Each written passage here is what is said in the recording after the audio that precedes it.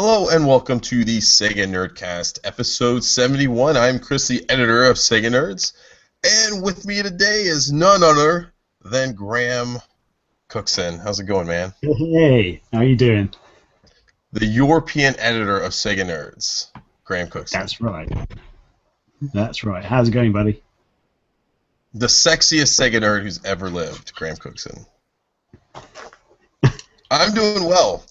I've been doing some yard work, and I think I may have broken my riding lawnmower today. Uh-oh. What happened?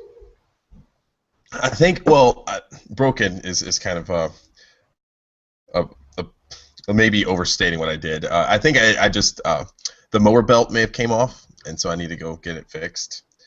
I don't really want to bother with trying to fix it myself. That's probably it's the not easiest so thing bad. to fix. Those things come off anyway, don't they? Or break at some point. It's fine. You know, I've never had to do that on a riding lawnmower. I've fixed vacuum belts all the time. So if it's as easy as fixing a vacuum belt, I'm good.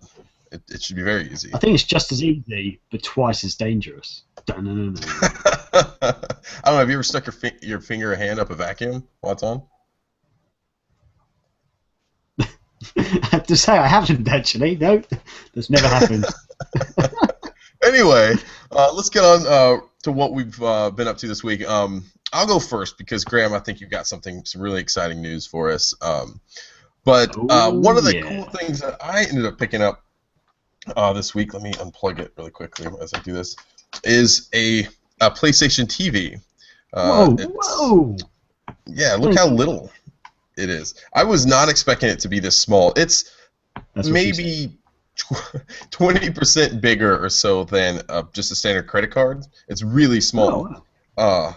And if you don't know what a PlayStation TV is, it's essentially a Vita set-top box that connects to your TV. So it can play like Vita games, but it also has a lot of other really cool features too. Like it can do remote play with your PlayStation 4. It can play a lot of digital games, so it has like compatibility with the PSP on it. What's really cool, I was able to put Valkyria Chronicles 2 on here and play it, Graham. So you got to do it. Like it's not as easy as some PSP games where you can go into the Vita store and just simply download it. It'll like show up in your download list. It won't do that. You actually have to go into your PS3, buy it through your PS3, and then connect your Vita to your PS3, and then transfer it that way. And so it was a little bit of a process. So I had to take my PlayStation TV memory card out, put it in my Vita, go through that little process of rebooting it, then connecting that to my PS3, transferring it over, then taking that memory card out and putting it back in my PlayStation TV, and then it finally got on there. But I'm really liking it so far. Does the PlayStation TV have any built-in memory at all? I think it might. I think it might have a little bit. Okay. I'm not actually sure. I'm sure it does. Like, yeah, I mean, it has. I think it's like 1 gig of internal memory. So it's not a lot. I mean, you're not going to be able to. But here's the thing. Speaking of internal memory, so one of the biggest issues that I've always had with the Vita is that Sony has grossly overpriced the Vita memory cards. It's just ridiculous. And I think that's one of the big reasons why the Vita failed here in the West, is because they just overpriced. I mean, I can't buy that many games because I don't want to go out and buy more than an 8 gig memory card that it came with because it's just so expensive. I should be able to go buy 128 gig or whatever. Well over that. I mean, that's kind of the standard is well over 100 gig memory cards, and they don't cost that much. You can get like I got what was it? Like a 512 gigabyte memory card for my 3DS, it was a standard SD card for my 3DS, and it only cost me like $30 or something around there. Wow, that's pretty good. And so you should be able to do that same kind of thing with the Vita. I hate how Sony always makes these proprietary memory cards. They did it with the PSP, but at least with the PSP it was a memory stick, and other companies were making those. And so you could go somewhere else and get one. And it wasn't that. It was still more expensive than like an SD card or other flash memory. But with the Vita card, it's just so overpriced, and it really makes me mad. So what I think Sony should do is, in the next update for the next firmware update for the Vita, I think they should add support for like a USB hard drive or a memory stick that you can plug in the back, and that way you can actually just load games and download games to that instead of having to just rely on the PlayStation Vita memory card. That way you can have like a huge, even like a terabyte of storage that your Vita or your PlayStation TV automatically has, because the PlayStation TV is meant to kind of sit, like along with your TV. It's not going to be moving around like your Vita is. So it's fine to have some sort of external hard drive or something else like connected to it, and it's not going to be that cumbersome because it's going to be sitting there. And I think that would enable me to be able to download and buy a lot more games. I can't tell you how many times where I've seen a new game come out in the PlayStation Store, and I've thought about buying it, but then I'm like, oh yeah, you know what? I can't buy it because I don't have enough memory, because there's certain games that I don't want to, like Persona, was it Persona 4 Golden, I think it is. That's one of the games I love playing, but it's a really long game, and I don't want to delete it from my memory card. It takes up a huge chunk of the space, though, so I have a very finite amount of space that I'm working with. And it's just such a pain in the ass to have to delete stuff and re-download stuff just to make room, and it's constantly doing that. And that's one of the biggest mistakes I think Sony made with the Vita, and it's just so infuriating. So if they just created that feature, be able to use external memory with the PlayStation TV, I think it would be great. And other than that, I'm really enjoying my PlayStation TV. I got it for, and what's funny is I actually bought 2 of them. So I currently own 2 PlayStation TVs, and here's why. Earlier in the week, Amazon dropped the price to $80 for the base model, normally $100. And so I was like, oh, that's a great price. I'm going to go pick it up. So I bought it. A couple days later, it came in. And then a couple days ago, I found out that GameStop dropped the price on the bundle, which came with it comes with the PlayStation TV, obviously. It comes with a DualShock 3, which is a PS3 controller. It comes with an 8 gig Vita card and Lego. What is it? It comes with a Lego Movie video game. A digital code for that. So I was able to download all that stuff. I was able to get that for, it was $100. So basically the same price that the base model is supposed to be, I was able to get the full bundle for that same price. And I thought that was a really good deal. So now I have to ship back the PlayStation Vita back to Amazon. And what's funny, this is going to be the second time I've sent a PlayStation Vita back to Amazon. Or a TV, I should say, a PlayStation TV. So anyway, that's what I've been up to. So Sony, listen to me, damn it! Fix the PlayStation TV. Do that for me. Yeah, damn make right. me happy.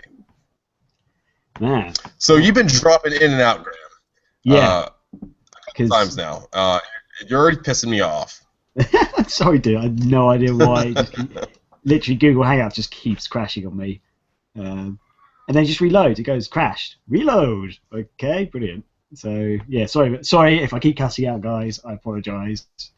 Yeah, I got most of what you said though. So if you cut out, tell us what you've been up to. If you cut out, I'm just gonna go straight to the mailbag. To the next one. So before you cut out, why don't you tell us what you've been up to this week? Okay. Right. Okay. When Chris said I had something exciting to say, it's not quite exciting, I guess, but.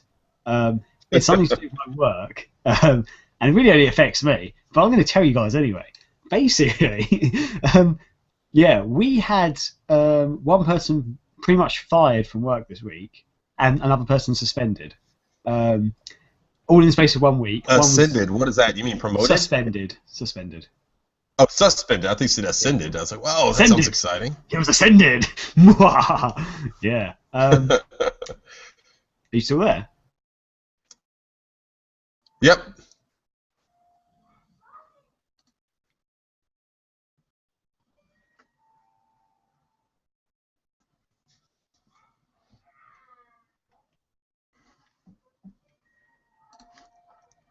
Okay, I don't know if Graham crashed. He's messaged me asking if I'm still here. Ugh, Graham, your internet sucks. I'll tell you that. Well, I don't know if Graham's still here. Oh, doesn't look like it. So I think his Google Hangouts may have crashed again. So we're gonna move on to the mailbag until he comes back. So we were talking about the Sega PC Ports campaign last week. We got an email in from James, and he said that he would like to see Sega's next PC port be an HD rendering of Dragon Force or Guardian Heroes, and he thinks that would sell really well.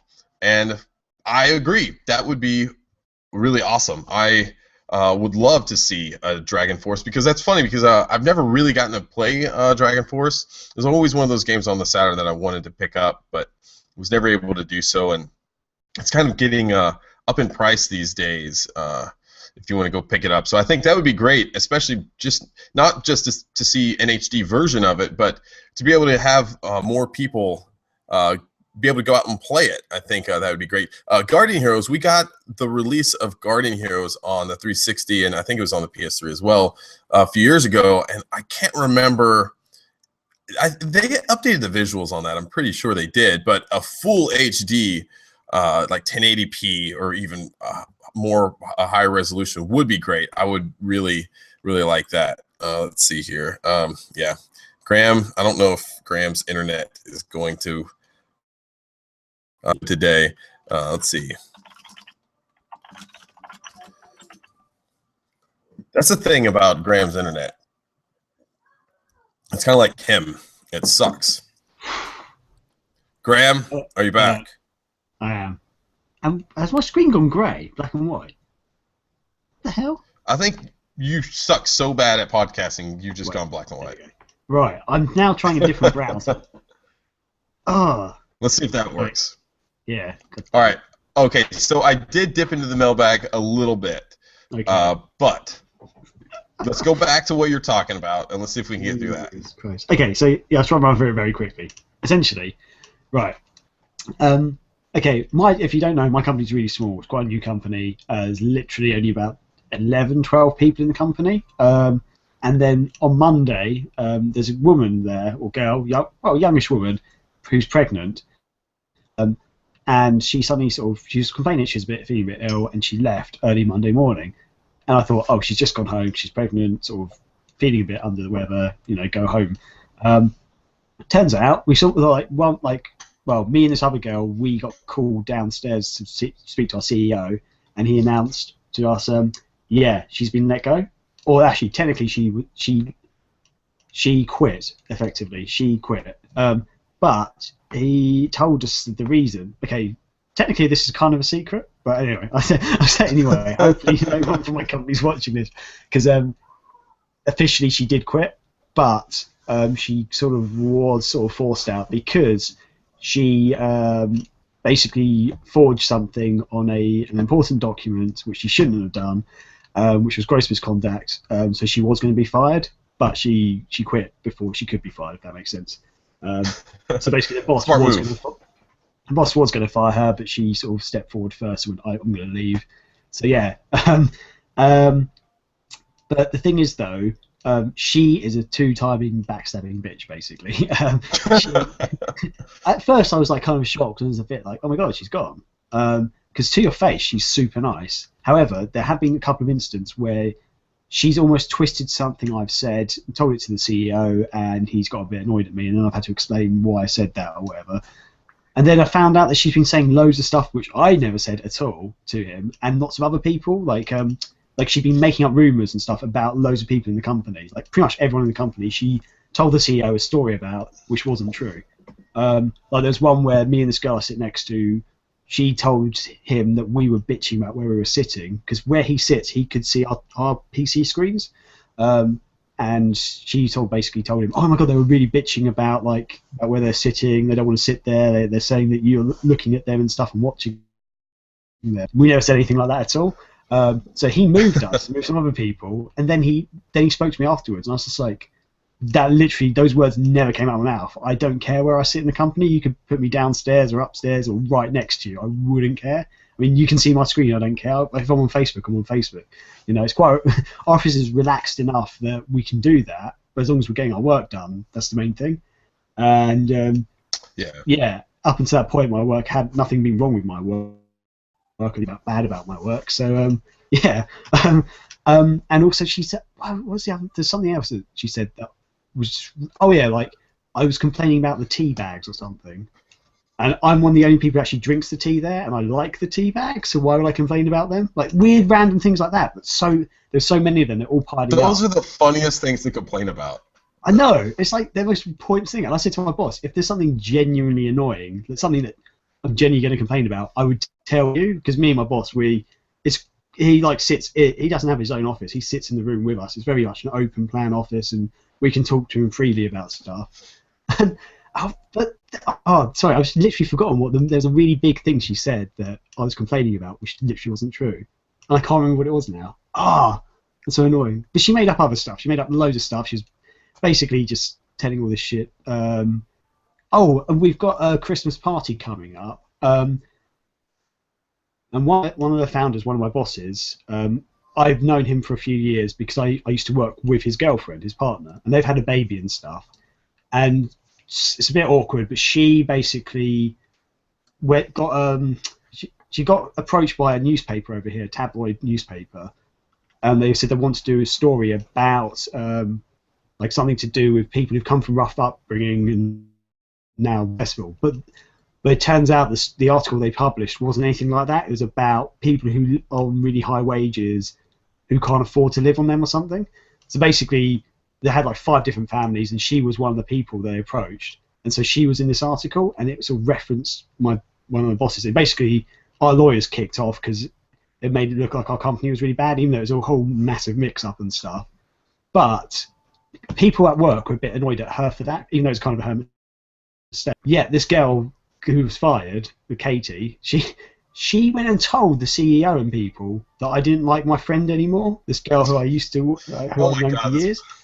And the Christmas party, I was going to sit next to her, because some people were a bit annoyed at her. They said, if we put you next to her, it'll be fine. But apparently, I told Katie, oh my god, I don't want to sit next to her and stuff. I hate her and stuff. And like she told like everyone in the company this, and I was the only person who didn't know that I'd said this. Apparently, I was just like, because when they showed us this girl showed me the floor, this other girl showed me the seating plan. I was like, why aren't I next to Emma anymore? And she was like, because you don't want to sit next to her. I was like, why would I not want to sit next to Emma? What? And she's like my friend. It's just like, and then I was told about it. It's just like, what the fuck? Basically, she's twisting everything, and I'm glad she's gone. It sounds like you work at an elementary school, and by work you actually attended an elementary school, and she is probably a 6th grader. That's what I'm thinking, Graham. Yeah, pretty much what it was. And oh my god. Yeah, I don't know. And she always used the boss as like an excuse. Like she'd always go, "Oh yeah, Gareth's giving me extra work to do and stuff," and she never did apparently. Because I mentioned it to him, and he was like, "I haven't given her any extra work to do. She's not even doing her work right now." So she was useless basically. Well, you know what? I ended up missing this Sonic Boom episode, but you watched it though, right, Graham? That's right. Sorry, I just muted my mic. Sorry. Yes, that's right. Tell me about it, because I'm really worked up now. I just want to. Let's not talk about your work right now. Okay, you're going to get angry. You're putting out a weird vibe. Positive. Just very quickly, the other crazy thing was on Friday, a guy got Thursday or something, a guy got suspended because he was mouthing off at one of the people. So in a week, 2 people got sort of sent home, basically.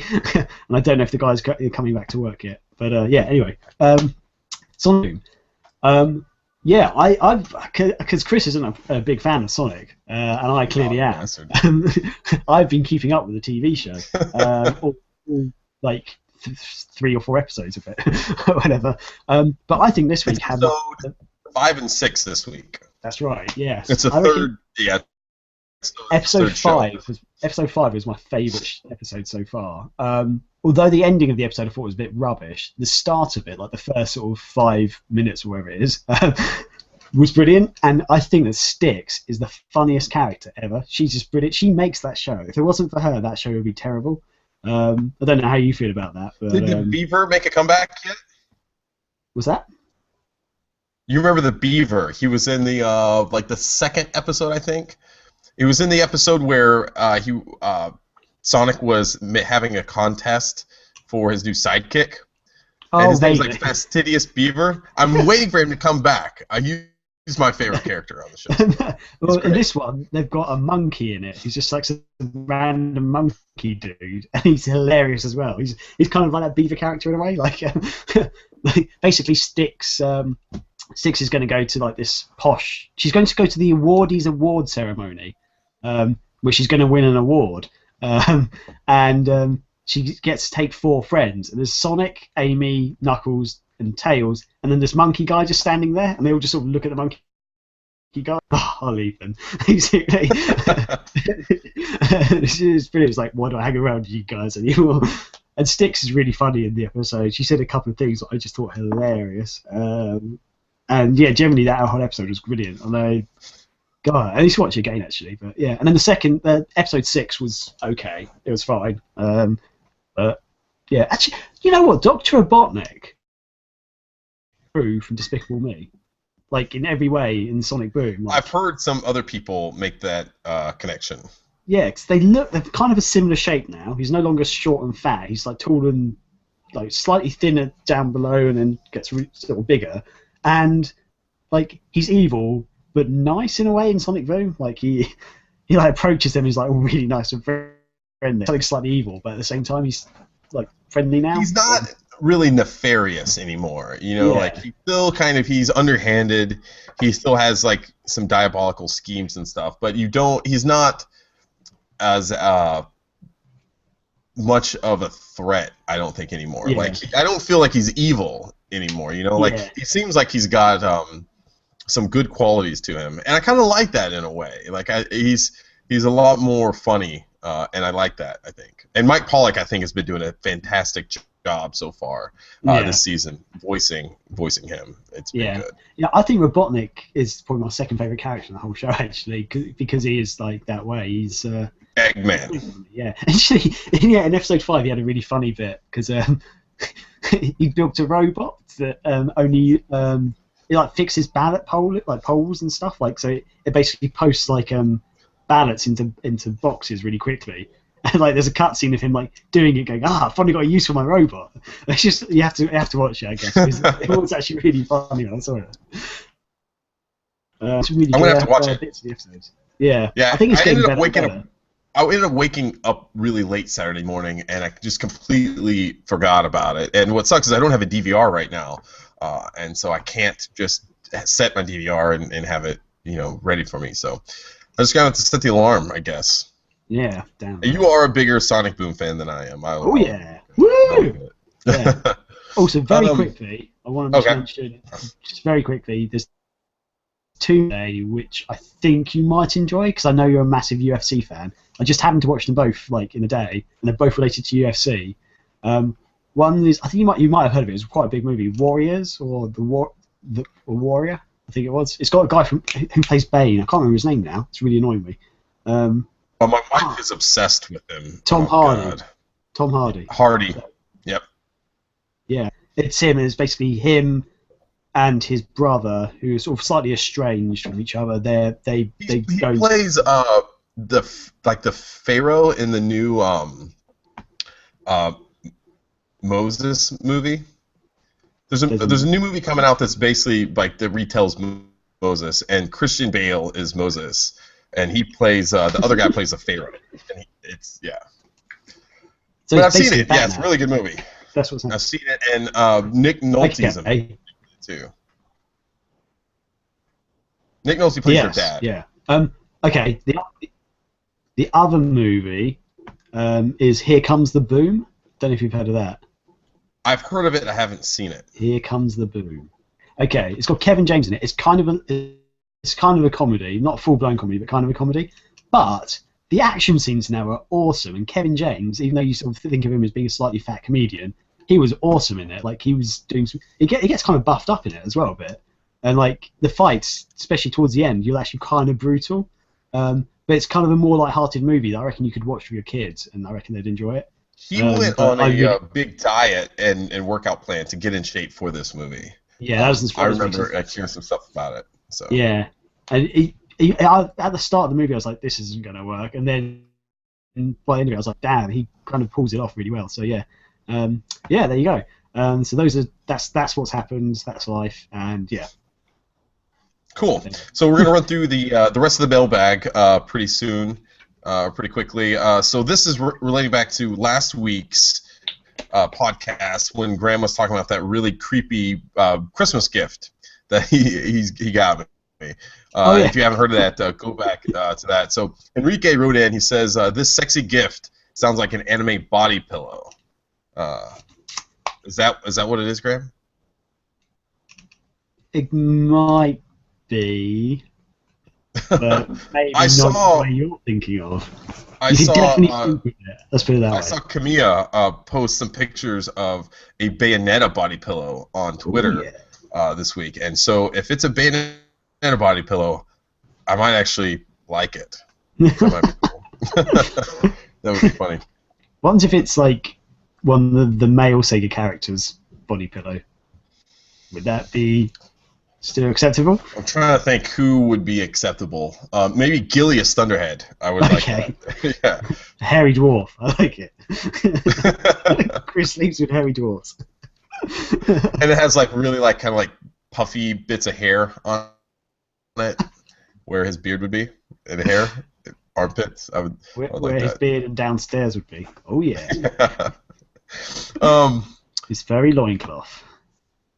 Okay, so this goes back to the Sega PC ports that we were talking about earlier. Sanguis 3K wrote in and said that he would like to see Valkyria Chronicles 2 given the same treatment as the other Valkyria Chronicles game. Get about PC port. Which, I don't know how well that, or how easy that would be translated to the PC, given that it was a PSP release. I don't know how much work would have to be done. I guess it wouldn't be so hard. There's not any sort of like touchscreen type things like there would be with the Vita.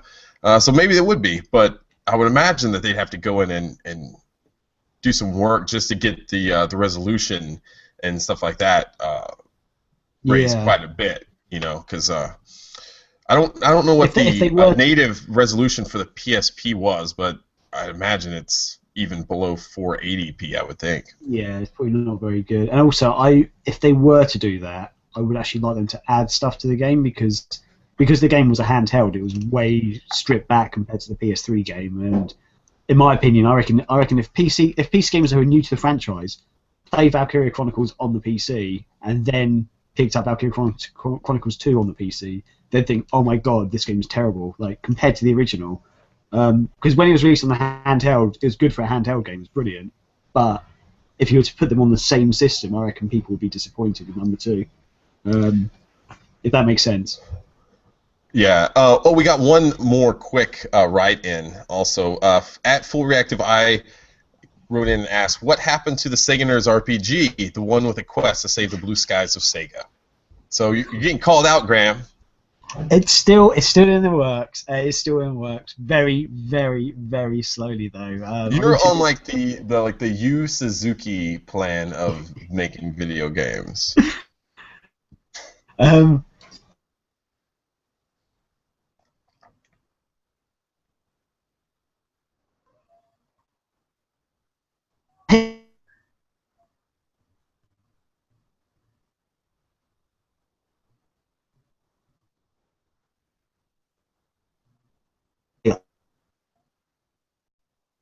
Plan.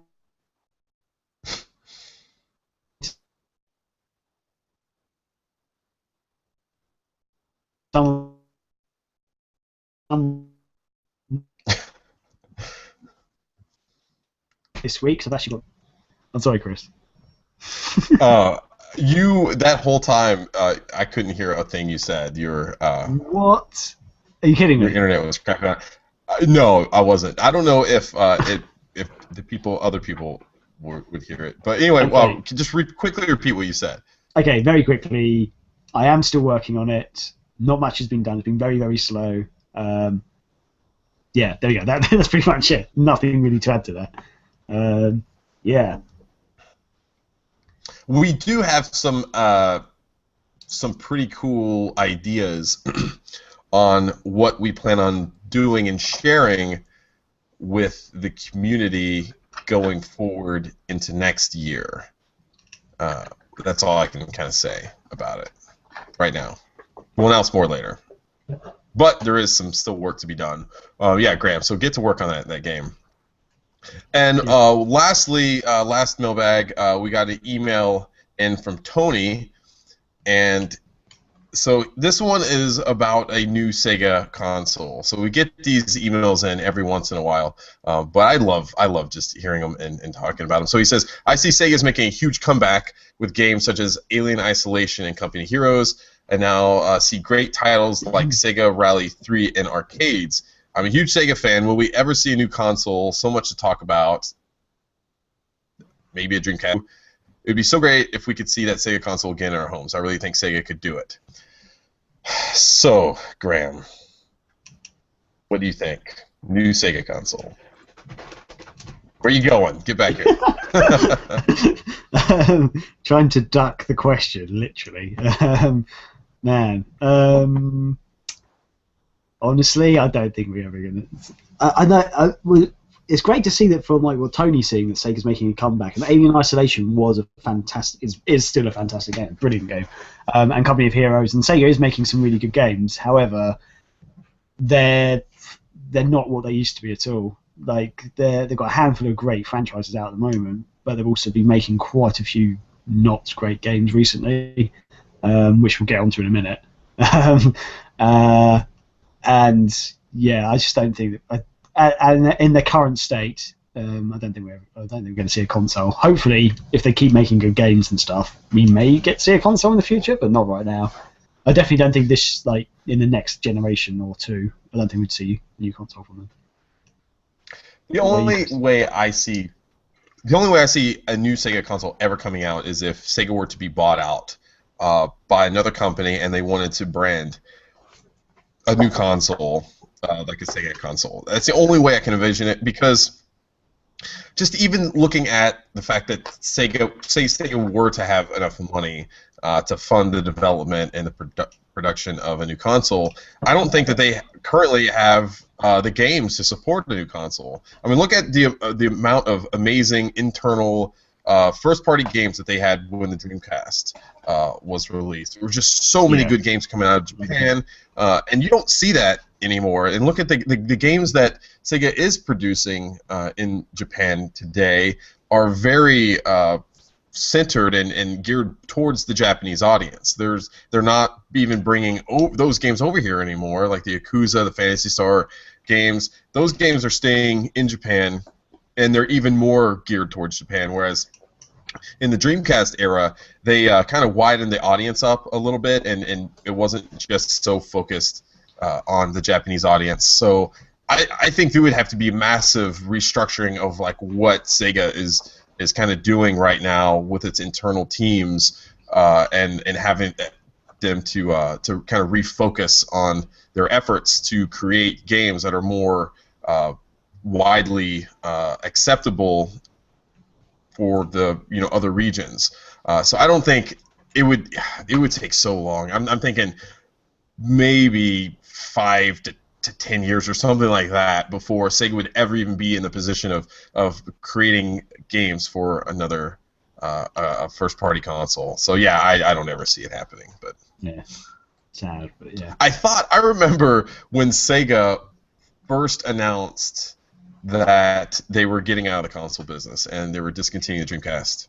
I remember going to the official Sega forums and creating multiple threads and getting into all these flame wars and all these other heated discussions and talking about how I thought what Sega was doing was simply getting out of the console business, kind of reevaluating everything. They're going to reestablish all their IPs and get new IPs and basically make some more money and then gear up for another big push in the hardware business. I really thought they were going to be able to do that, but the thing is that they've really struggled here in recent years just to make like big blockbuster games. I mean, what was the last big blockbuster game Sega had? I think it was probably Mario and Sonic at the Olympic Games. Well, one that actually sold well.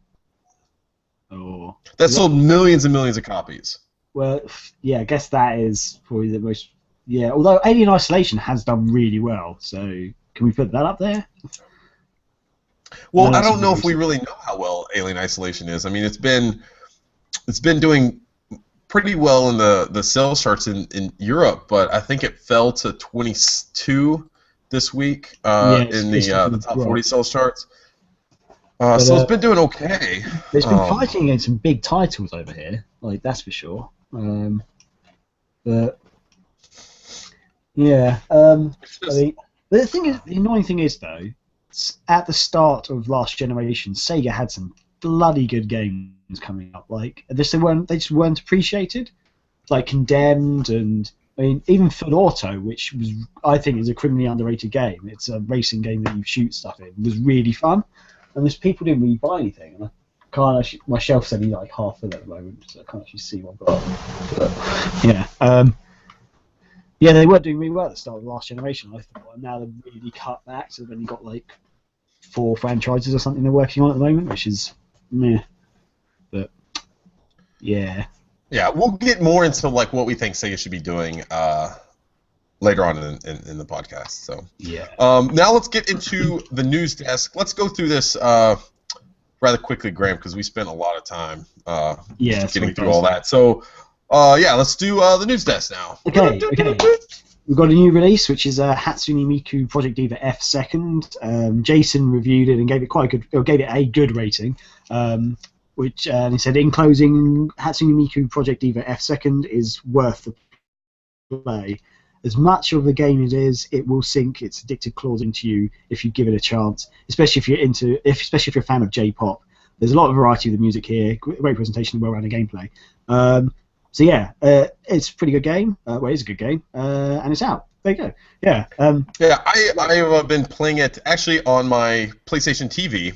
What's really neat is that Sega enabled a feature where you can go into the settings mode and essentially, because natively, like a default setting for the Vita is whenever there's like there's a portion in the game where you actually have to rub the screen. Like there's a touch screen enable feature in it. Why are you laughing? You're a child. You're a child. So anyway, there's a feature though that you can go in and switch it from the touch screen to actually using the analog sticks, I believe. And so that feature alone essentially enables you to use the game on the PlayStation TV. So there's just some settings that you need to kind of go in and tweak. What's also really neat, it has an auto calibration, or not really an auto, but it has you kind of go through this calibration mode to allow you to find out like the best setting to calibrate your controller. I thought that was really neat. I played around with it a little bit, haven't got too much into it yet, but man, that game, I really, really like that game. I'm not a fan of a lot of the music. It's a little weird watching a lot of the just the anime style characters because I'm not that big into anime or anything. But the gameplay is just so good and so addictive. The only thing I can say, and Jason did mention this in his review, there are times when there's just so much going on screen, just within like the background, whether there's lights flashing, all this other stuff, that it can be hard to keep track of the buttons that you need to press and everything coming, kind of just mashing on screen together.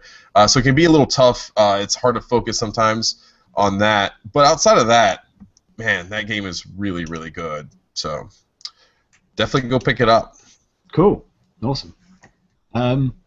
Moving on. Yeah. In the news, Sonic Boom has failed to place in the UK top 40 sales charts, which is pretty disappointing. The games weren't actually released in the UK until November the 21st, though, so it was about a week. I think it was about a week after America, wasn't it? Is that right? Or... Yeah, it came out the 21st here in the UK. I wanted to say like I don't know. I don't know So I when it vaguely came out. remember I went to the store a day or two after it was released in America, and I thought it was out over here, and it wasn't. So I think it was about 5 days after America or something. Yeah, I can't remember the actual date though. Yeah, I think so it didn't make it in the week before the sales charts, but yeah, it did make it in this. Uh, what did it rank? I mean, it did. They did both place in the Wii U and 3DS specific charts. Rise of Yeah, Lyric placed third in that, and Shattered Crystal placed 10th. So it looks like, I mean, I don't know, like on looking at it just that, it looks like the Wii U version, Rise of Lyric may have sold better, but it's also kind of misleading because the 3DS, those games probably sold a lot more than the top 10 on the Wii U sold. They probably sold more units. You know what I mean? And I think Graham's gone again. So yeah, I think there's no telling unit to unit how well either one of them did. We just know that Rise of Lyric on the Wii U came in third, and Shattered Crystal placed 10th. And yeah, so it's kind of disheartening to see this because I know Sega put in so much work into Sonic Boom. I mean, they have the animated TV show, which we've talked about, and it's actually really good. It's funny. The animation's really done well. The voice acting's really good. It's just kind of disappointing to see the time slot that it's in because it's so early in the morning, especially for people on the East Coast at 7 a.m. It's tough to, the last thing you want to do on a Saturday morning is wake up early. But then again, the show is probably for younger kids, not necessarily for people in their 30s to get up and watch it. But outside of that, there's the big merchandise line of Sonic Boom stuff. I mean, there's all sorts of toys and plushies and all sorts of other things. And then Sega even had that big fan event, the Sonic Boom the event, earlier this year too. So it's kind of a bummer to see that the game is just not selling very well, So, Graham came in there for a second, but he fell back out. So currently, Rise of Lyric has a 38 Metacritic score, and Shattered Crystal has a 39. So Shattered Crystal is doing a little bit better by 1 point on average than Rise of Lyric. I've played both of them. I have both games. You can see here. I do think Shattered Crystal, the 3DS, is better. I think it feels more like a Sonic game than Rise of Lyric. Rise of Lyric does have a lot of problems, just fundamental problems with the game and technical problems. Has a lot of issues. It's not a very good game. I would not suggest people go out and buy that game right now, unless Big Red Button comes out and releases a patch to address a lot of these problems. Fixes them. I just can't suggest you go out and spend $60 on this game right now. Shattered Crystal, I don't know. I don't know if I would really suggest that either. One of the things that I really don't like in Shattered Crystal is that you're essentially going through each level.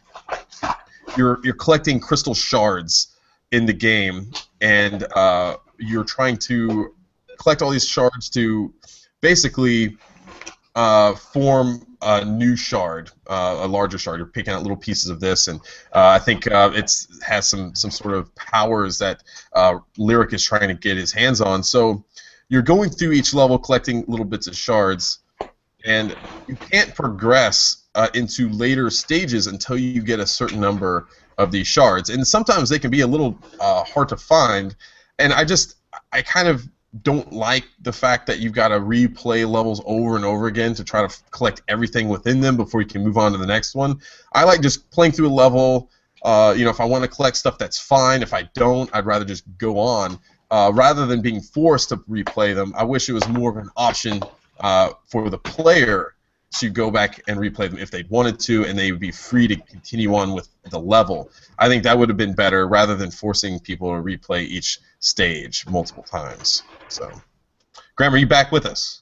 I think so. I've had to switch to Wi-Fi, which is probably even worse. But I think Yeah. right now it's better right now. Yeah, let's hope so. Because I think I've got one of those home plug things for using electricity in the house. I think it might have fried. It's starting to smell a bit funky. I just unplugged it, and the smell went away, and it seemed to cool down really quickly. So. Oh, that's funny.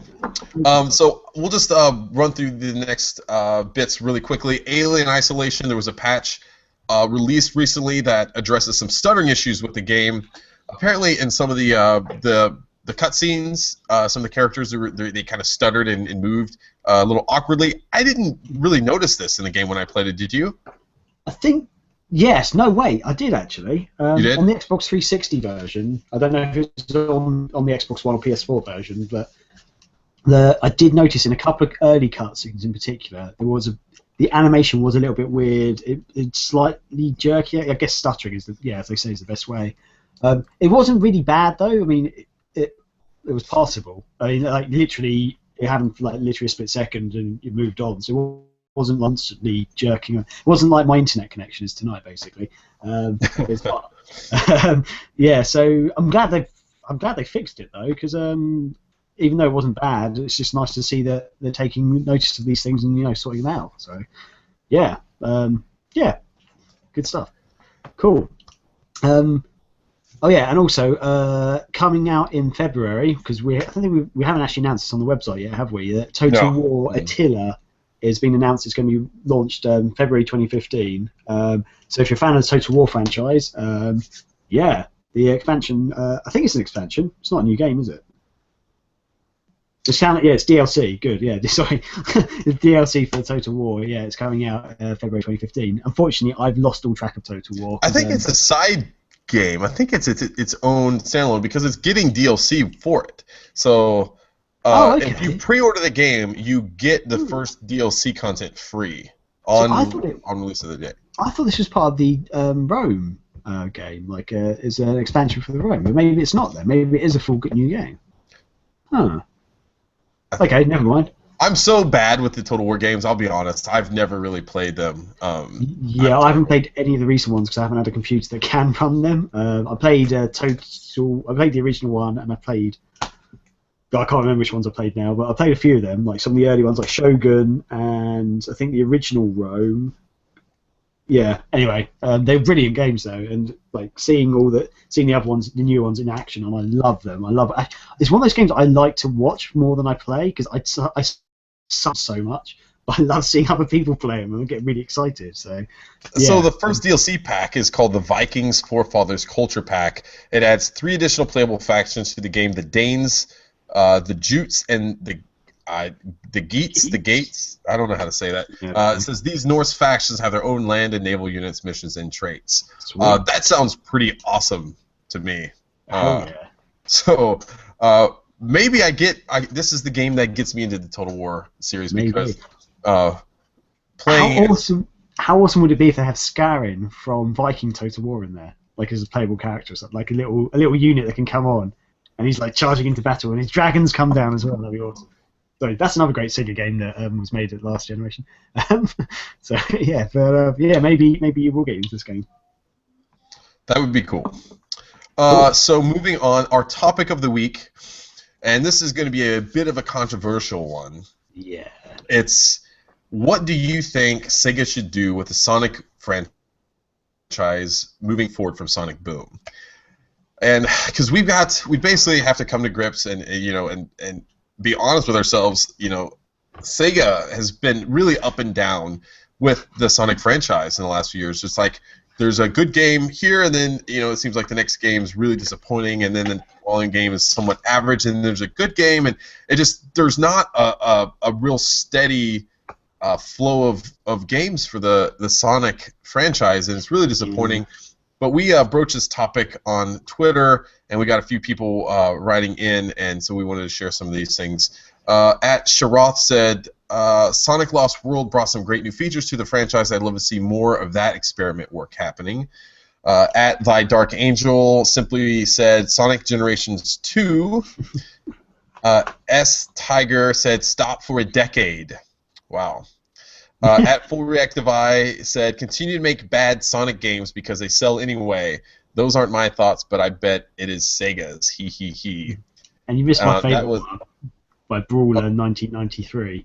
What's that? If it were only so easy. While we've been recording, we got a few other ones that I wanted to mention as well. At Samurai Summer says, I think they should lay Sonic to rest. Ouch. Ooh, wow. Maybe they could do a Death of Superman style thing where they kill him off and he comes back next game or something. Friend of the show at Lincoln Lincoln Fiasco said, it seems like no matter what directions they go, people will hate it. No matter what, go play Sonic 1 if you want to play Sonic 1. And Ashley the Dragon says, I really, really hope there's some more Boom, but I see it impossible. I hadn't enjoyed a game like I'm enjoying Sonic Boom since Sonic Adventure 2. So, wow, she actually likes the game. And Trevor also wrote in before that and said he's about 30% complete in Sonic Boom on Wii U, and he's really enjoying the game so far. So that's good to hear. Yeah, it sounds like some people are enjoying the game. Well, there we go. Yeah, I think that is an issue that Sega has. Like, they add stuff to the games which some fans love and some fans hate, and they can't please everyone, which is really annoying, I'm sure, for Sega and stuff. But it seems like there's not been a real steady direction in which they're going to take Sonic. There's not. You can't. I mean, it's hard to pick out a couple games and says this is what a Sonic game is today.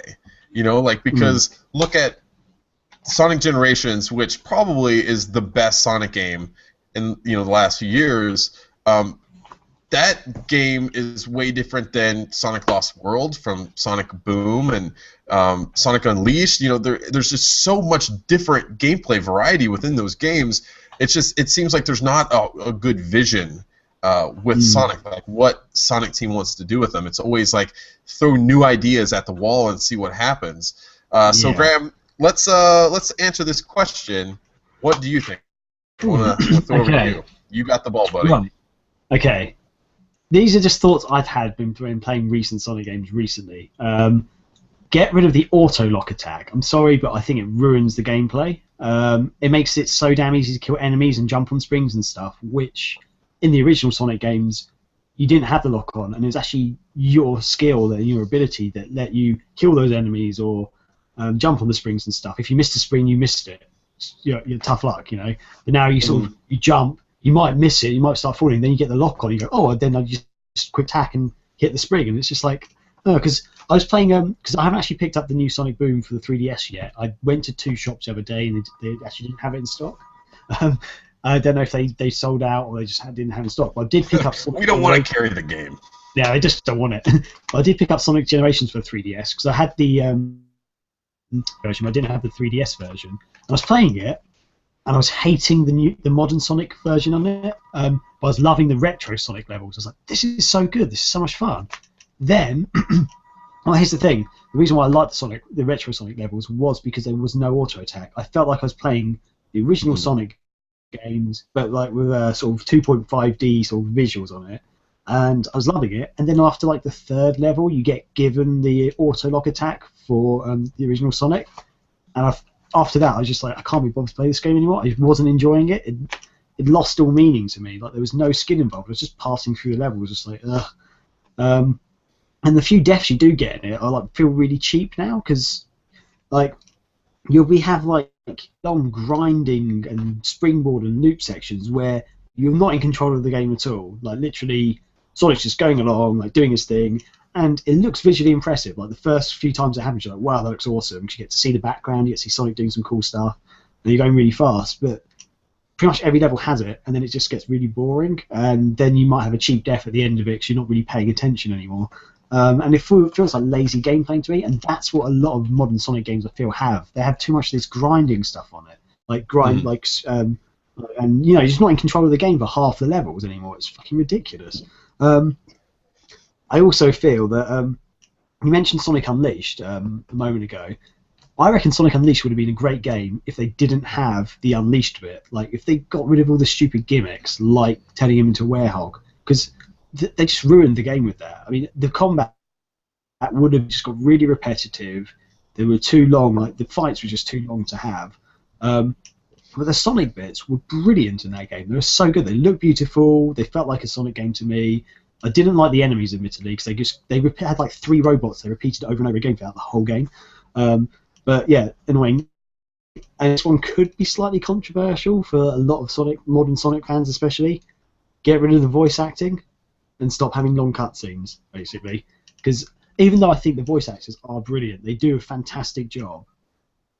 I just don't like having these long cutscenes anymore. If you go back to the original Sonic games, it wasn't just the gameplay that was fast, it was actually the game as well. Like, you didn't have to have a long, unending cutscene between levels. Like, okay, well, on the main consoles, it's kind of good because it's like a visual treat and it's audio, but like on the 3DS, Sonic, I was having to skip through text. It wasn't audio, it wasn't like there was any animation on screen, it was literally just an image of Sonic standing there and Tails standing there talking. I was just like, I don't need to know this. I just want to play a game. I want to go into the next level. It's even worse in Sonic Boom on 3DS because there's no voice acting in the game, but they make like weird sounds. They make like grunts, like each time, like.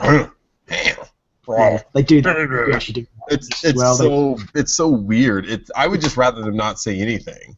It's that weird thing that is in a lot of the Nintendo games, like Zelda games. Actually, no, I know what you mean. Yeah, in Sonic Generations, I guess it's not that bad. They just go, "Hey," and then have all the text and. Well, they do that. That's how it is in Sonic Boom too. But it reminded me of Nintendo games where they do that and stuff. And it's weird that I would think that they could do full voice acting in a 3DS game, I would imagine. But yeah, they're powerful enough systems. And the Sonic games, you don't need a cutscene everything. Like, if you had an opening cutscene to explain what's happening, like lyrics shattered a crystal or whatever, I don't know, like the crystal's been shattered, you got to go and collect the crystal.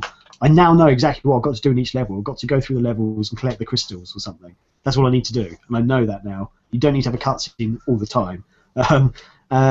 And it's pretty much all the games are the same. You've got to get to the end of the level, kill a boss, you're done. You don't need to have the storyline.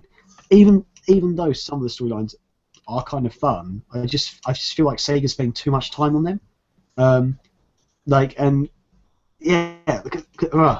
It's kind of complicated because even though I'm saying this, I love Sonic Adventure. I thought the storyline in that was brilliant. I love the cutscenes and stuff.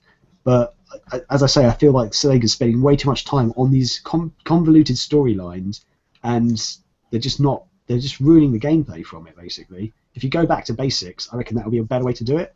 And one last thing before I stop my little mini rant is stop ruining the side characters. Okay, like it's now been established, I guess, that like Tails is some sort of genius engineer or whatever, which is fine, it's great, but his gameplay doesn't need to match that all the time.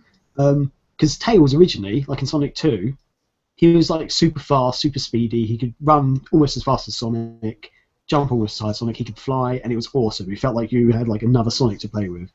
Same within Sonic Adventure, like all the other games up to Sonic Adventure, Tails, you could run along, basically do almost what Sonic does, also have the little flying bit, and it was brilliant.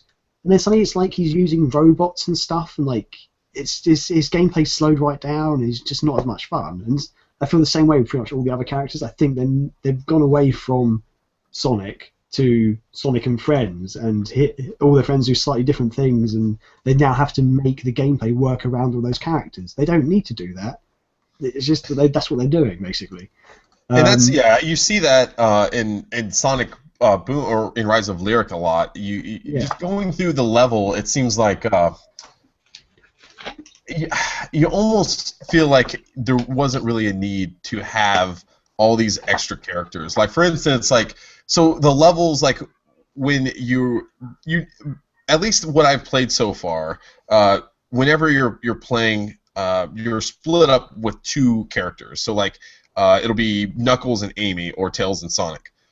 So when you're with Knuckles and Amy, there are basically 2 ways you can traverse the level, and it's very apparent like what you need to do. Like for Knuckles, it's like these like red little like crystal walls that you climb up, and Amy, it's different. With Tails, there's like air vents and stuff that you have to fly up on. It's just like it's so obvious like what they were doing, and if they had just instead of trying to like put in all this like weird like little gameplay elements to fit the characters. Like if they just would have, it's almost like they're forcing these stupid gameplay mechanics to try to tie in with the story of the game and try to fit in all these characters. If it was just like a main Sonic game where you're just Sonic and they're able to focus on creating levels that apply and make it really good for the Sonic character, I think it would have been better instead of just having all these different characters having to be thrust in there and build levels around all these different characters. I think that's one of the issues with Sonic Boom. For me, I think the best way to have a Sonic game in the current generation is basically follow the model of Sonic Generations. A blend of 2D and 3D gameplay I think works best because I still really love the classic 2D side-scrolling Sonic games. I think those are so much fun, and I don't want to see that go away. But at the same time, I think Sega doesn't believe that there's enough to those style of games to make those a full $60 release today.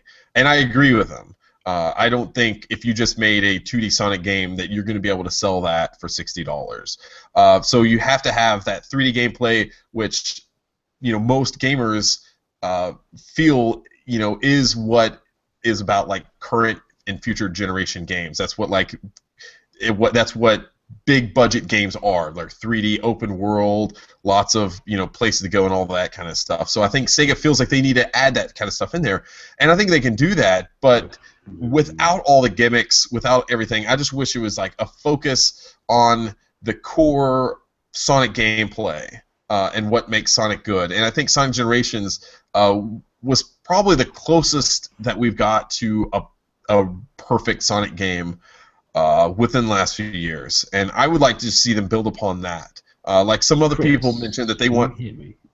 I can hear you. Why? I can't hear you at all. You just you can't hear me now? I can't. Can you hear me now? I can't hear you. Now? Is my mic broken? Well, I can hear you. Well, I hope everyone else can hear me. God, this is the worst podcast ever. Now I can't hear you, Graham. Yeah, I think people can hear me because I see the mic going. So, yeah, I think a blend between the both 2D and 3D gameplay mechanics would be the best going forward. Some other people mentioned they would like to see Sega take some time away from Sonic and just put it on the back burner for a little bit and maybe come back to it in a few years and see what they can do. I don't think that is an option for Sega. I think they need a Sonic game releasing every year or close to it. That's still their bread and butter when it comes to games. They have to have a new Sonic game coming out all the time. And I think what they were hoping to do with Sonic Boom was essentially that was going to be their kind of release when there wasn't a Sonic Team released game coming out. So I think basically kind of like how Call of Duty is doing it, and some of the other big budget games are doing it nowadays, where one development studio is working on a game while the other one's doing it, and say in 2014 they release one, in 2015 the other team releases one. I think maybe Sega was looking to do that as well, like whereas Sonic Team would release a new Sonic game in 2015, and maybe Big Red Button would release another Sonic Boom game the following year. I think they were hoping that this would be a big hit with fans, and that it could turn into a franchise where they could go forward. Graham, can you hear me now? I can. Oh my god, that was so. Sorry, I don't know what happened. This is the worst podcast we've ever done. So I was just saying that I think Sega was hoping that Sonic Boom would be a big hit. That way they can release that could be kind of like their odd year release, where Sonic Team game would be like an even year release. So like basically every year they could have a new Sonic game coming out, where Sonic Team would release a game one year and Sonic Boom would release the following year. So I think that's what they're going for with it. Well, they could still do that if they just fix the game and make it fun. Because I've been watching a lot of video reviews online and stuff, and I'm just not impressed by the game at all. I'm still going to pick it up for the 3DS because I want to actually play it properly before I give a full opinion. But from what I've seen and what everyone said, it just not looking great. Yeah, and so we heard that Sonic or Sega has registered a Sonic Runners domain. We still don't know if that's a mobile game. It sounds like a mobile game, but I'm sure Sonic Team is hard at work at a new Sonic game right now. What that's going to be, we don't know yet, but hopefully, I don't know. Hopefully, we'll find out here soon. Do you know what I'd like? Either another Sonic Adventure game or another Sonic Colors game, because I think Sonic Colors was the last great Sonic game they made. I thought that game was fantastic. I'm a bit controversial. I didn't enjoy Sonic Generations that much, but what's interesting is Zuka did when we interviewed him. It was a while back now, but he basically said that the color powers, what are they called, Graham? All the little wisps. The wisps, thank you. That was going to be a core gameplay mechanic in future Sonic games. So maybe that was kind of a hint that they are working either on a Sonic Colors game, sequel, or another game that's going to be similar to Sonic Colors. That would be so good, because that's one of the few weird gimmicky game characters they've had in a Sonic game that I really enjoyed, and I thought they lent themselves well to the levels as well.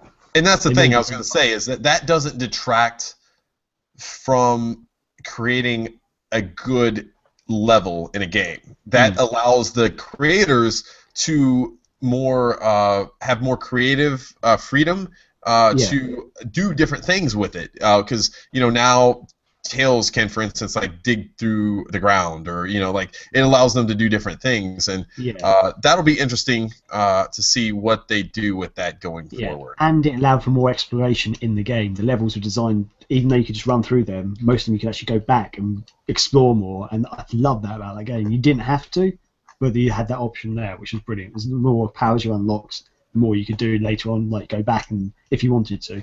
And it was a good story as well. It was fun. Even though some of the acting was a bit poor, but the script was poor. Not the acting, the script was poor. It was kind of cheesy. But anyway, man, whew. Have we fixed Sonic? Have we just fixed Sonic, or have we just ruined it for everyone else?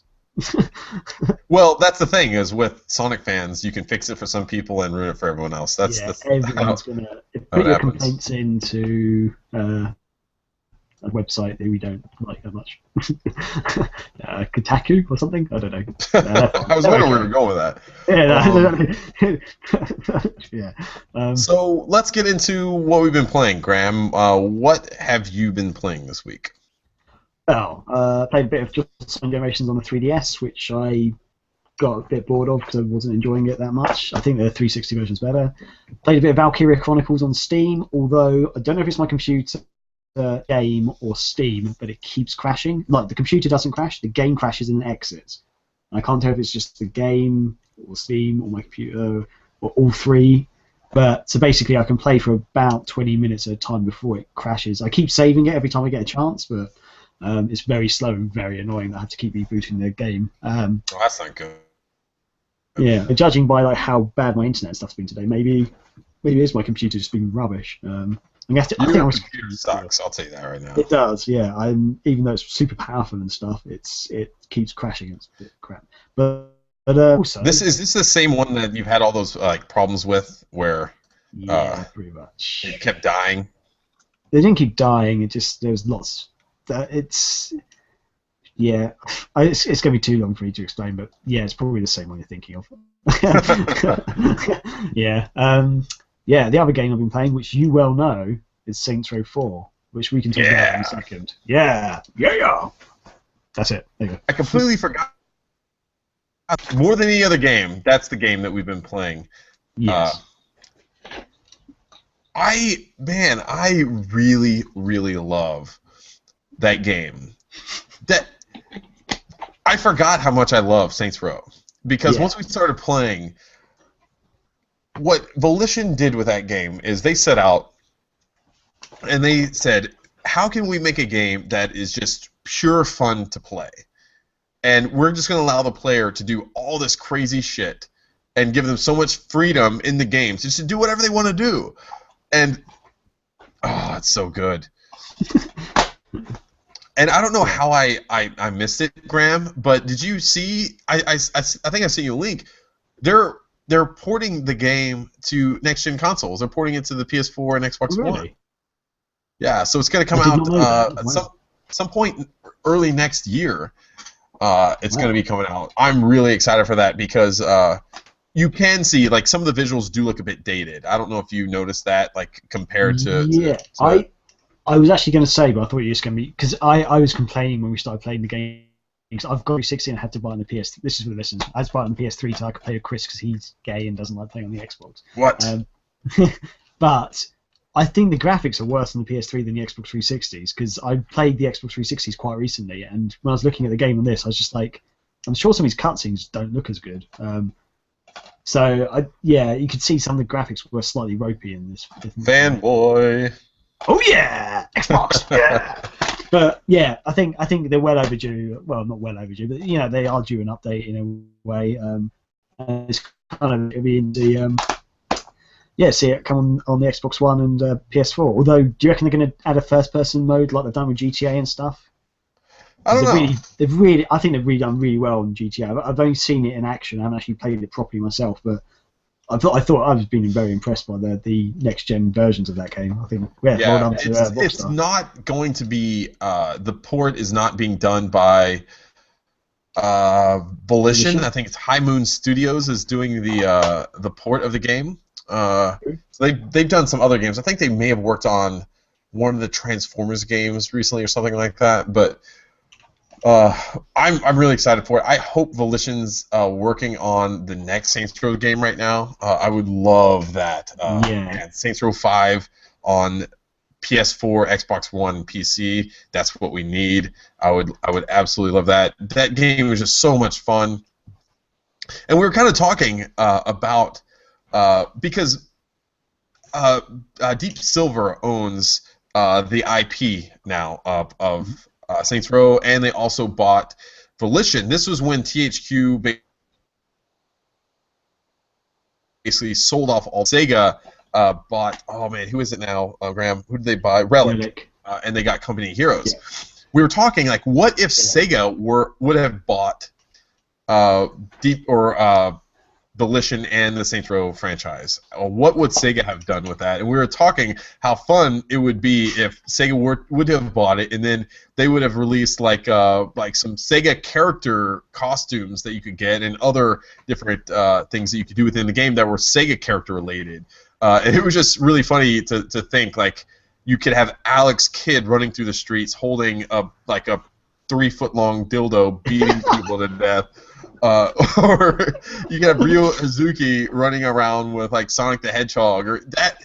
It would just be so much fun to have an open world Sonic or Sega game just with so many different characters. Awesome. That would be a lot of fun, and I wouldn't even matter. It wouldn't even matter if all the violence, if they would be kind of worried to have a lot of the violence and stuff within that. Just a really fun open world game that allows you to do all the just crazy stuff and have a ton of Sega fan service in there with just different Sega characters thrown around. That would be really cool. Yeah, like even if they not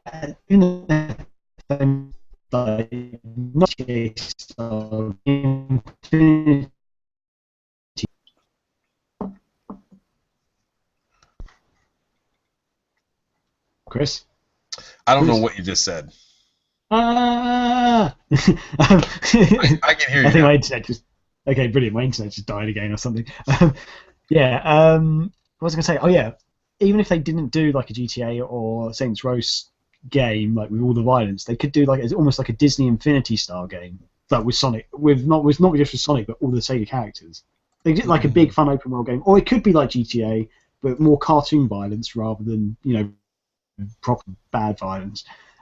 Just to make it more family friendly. But I think that would be an awesome idea. They've got so many old characters they could throw in there, and the problem is though is that Sega is like so many different people within Sega own the rights of the different characters.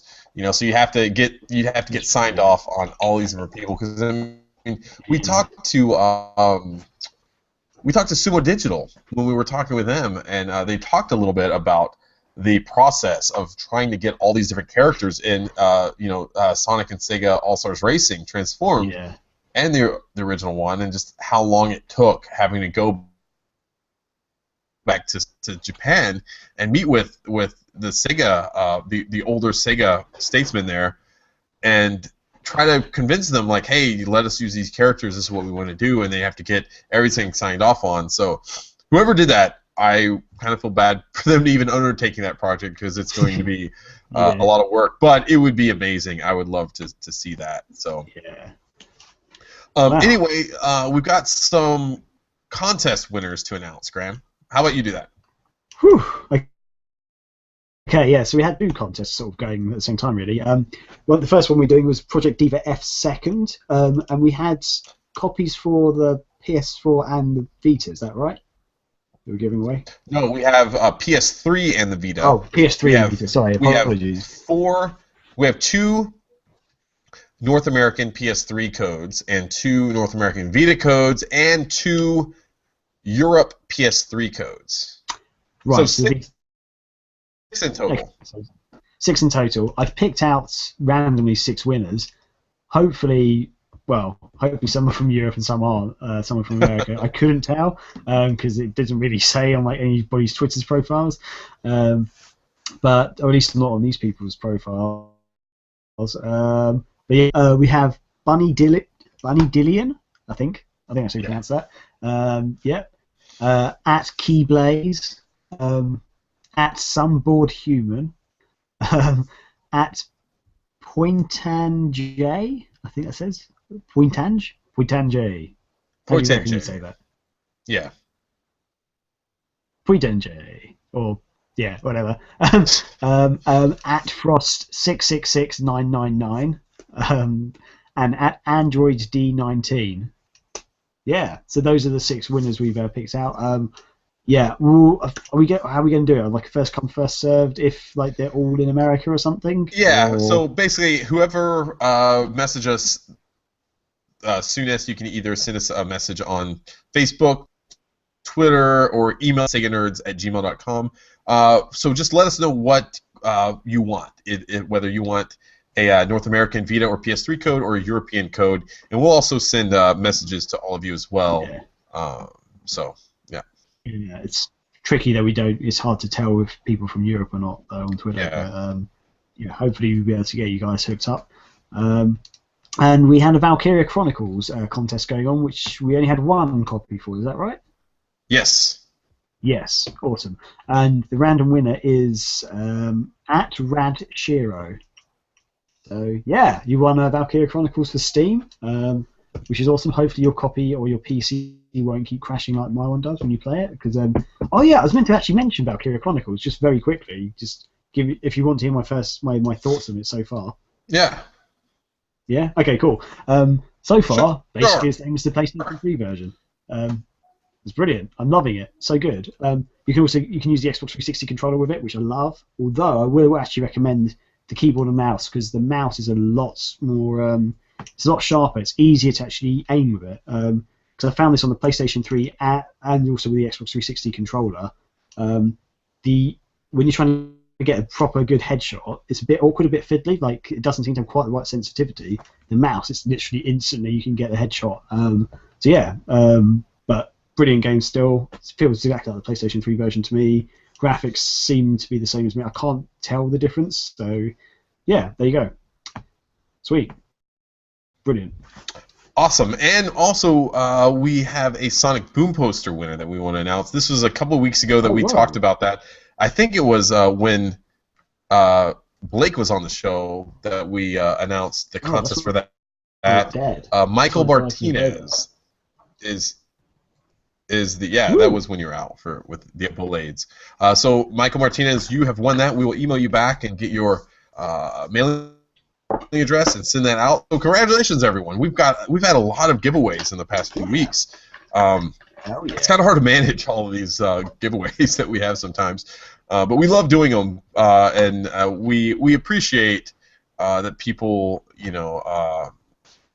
enter these giveaways, and we enjoy being able to give games back to our followers. So that's going to wrap it up for this week's podcast. As always, follow Sega Nerds on Twitter. We're at Sega Nerds. On Facebook, it's facebook.com/theSegaNerds. YouTube, we need more subscribers on YouTube. Watch our videos. We've got a lot of great content on there. Andrew, for instance, has created a really funny Sega Saturn 20th anniversary video that you definitely need to check out. So you can find that on YouTube if you search for Sega Nerds, or just go to youtube.com/user/Sega Nerds. You can find that. Also, review us on iTunes and Stitcher. We will start reading those reviews on iTunes and Stitcher. So we'll go out and find those. If you send a review, let us know, and we'll go out and read that during the show. And I think it's going to do it for this week, Graham. Whew, my God. Hopefully, we'll fix the internet issues next week, Graham. Hopefully. We got to figure that out. Hopefully, Hopefully, I'll have new internet or something. I may end up buying a really cheap laptop and just seeing if that fixes everything. Because it is probably just a shitty laptop that cost me way too much money. God damn it. I think that's probably what it is. So annoying. Yeah, anyway. All right, that is going to do it for this week's Sega Nerdcast. We will see you next week. Woo! Take it easy. Love your mothers.